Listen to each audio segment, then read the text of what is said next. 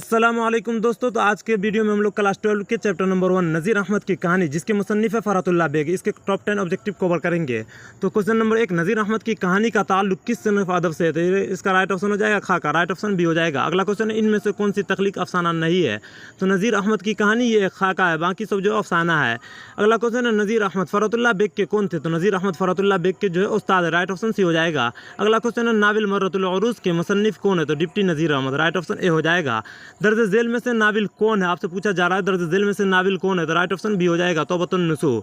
Mirza फ़रहतुल्लाह bag के उस्ताद कौन थे? तो नज़ीर अहमद, राइट ऑप्शन बी हो जाएगा। अगला क्वेश्चन है, मदरसा में फ़रहतुल्लाह बेग के साथ कौन पढ़ते थे? तो मियां दानी, राइट ऑप्शन बी हो जाएगा। नज़ीर अहमद किस मशहूर शख्सियत के उस्ताद थे? तो फ़रहतुल्लाह बेग के, राइट ऑप्शन सी हो जाएगा। फ़रहतुल्लाह बेग नज़ीर अहमद के घर क्यों आते थे? फ़रहतुल्लाह बेग जो थे नज़ीर अहमद के घर क्यों आते थे? पढ़ने के लिए, राइट ऑप्शन ए हो जाएगा। नज़ीर अहमद की कहानी के मुसन्निफ़ कौन है? तो फ़रहतुल्लाह बेग, राइट ऑप्शन बी हो जाएगा। आज का क्लास